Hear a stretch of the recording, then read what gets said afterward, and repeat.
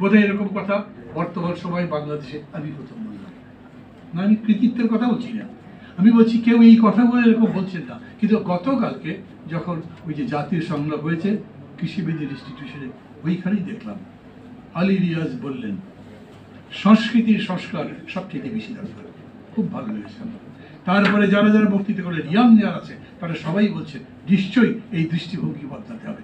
এই কি এ গেল তো বিএসএ জায়গা দখল করে ফেললো, এবং তারপরে তার কথাই চলছে। এবং কে বক্তৃতা একটু আগে বললেন যে এখন আমলা বলেন পুলিশ বলেন সবাই মনে করে 1.5 বছর পরে তো বি আসবে, ওর কথা মতোই চলি, অন্যের কথা শোনার দরকার নেই। এটাই তো বিউরোক্রেসি। আমলাতন্ত্র তো এরকম করেই চলে না। সিদ্দিকুর রহমান সাহেবের কথা বলছি, হি ইজ ডিফারেন্ট। আপনারা যেরকম বললেন, যোগ করলাম, সরি। আপনাদের এই অবস্থা নেই যে তারা ইন্ডিপেন্ডেন্টলি বিদ্রোহ করবে। যারা বড় অফিসার তাদেরও উপরের কথা শুনতে হয়, নির্দেশ মানতে হয়। আমাদের পুলিশ এত করাপ্ট হলো কেন? কারণ তাদের নির্দেশ না মেনে কোনো উপায় ছিল না, নির্দেশ মানতে হবে, সেই রকম আইন ছিল। অতএব বলছি ডেফিনেটলি আইন এমন করে সংস্কার করতে হবে, আমাদের কনস্টিটিউশন এমনভাবে ডেমোক্রেটিক করতে হবে যাতে আমাদের total society can be Democratic, মানুষের গণতান্ত্রিক অধিকার যাতে প্রতিষ্ঠিত হয় সেরকম করে। অতএব ওই যে বলে পুলিশ একটা অন্যায় অর্ডার মানবে না, তার সে অধিকার থাকা উচিত, সে যাতে কোর্টে যেতে পারে, এবং কোর্টও তত ফ্রি হওয়া উচিত যাতে সে জাজমেন্ট দিতে পারে।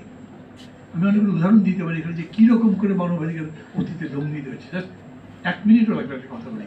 একটা ছেলেকে একটা স্বীকারোক্তি আদায় করবার জন্য পুলিশ অনেক অত্যাচার করেছে, সে মানে না। তারপরে একদিন সন্ধ্যার সময় উঠে নিয়ে গেছে গাড়িতে করে, সারা রাত ধরে ঘুরায়, আর তাকে বলে আজকেই তোর শেষ রাত, এখন তো ক্রসে দেবো তোকে, ইত্যাদি ইত্যাদি। তারপরে একদম ভোর যখন হয় তখন একটা বড় মাঠের কাছে ঘরের মধ্যে নিয়ে গেছে, দিয়ে বলছে নামাজ পড়, এই শেষ নামাজ আল্লাহর কাছে মাফটাপ চা, তোর কিন্তু আর কোনো উপায় নেই।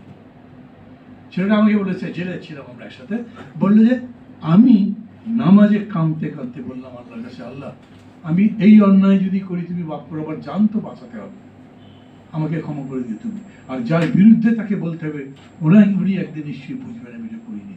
বলেছে, তারপরে আসছে, চল এখন যাই, ক্রসে দেবো তোকে। বলেছে না আমি আপনাদের কথা মানছি। তখন পরের দিন তাকে কোর্টে নিয়ে গেছে। এই যে ওই ঘর থেকে বেরিয়ে কোর্ট পর্যন্ত যেতে যেতে যে সময়, সেই সময়ের মধ্যে ছেলেটার মত বদলে গেছে। সে মনে করেছে না করতে পারে এটা। কোর্ট যখন তাকে বলেছে তখন সে বলেছে মাননীয় আদালত আমার দুটো কথা আছে, এই অত্যাচার তারা করছিল, তাই আমি বলবার আগে আদালতের যিনি বিচার দিতে বলে কি করেছে, পুলিশদের দমক দিয়েছে, ফালতু একটা লোককে দিয়েছে, যা নিয়ে যান জেলে নিয়ে যান, পাঠিয়ে দিল। ওই বিচারও বদলাতে হবে আপনাকে, সমস্ত কিছু খোল নলছে বদলাতে হবে। অতএব কেউ যখন বলে না যে তাড়াতাড়ি ভোট দেন, মনে হয় ভাই এত কাজ বাকি আছে, আপনারা গেলে করবেন, সেই কমিটমেন্ট করেন।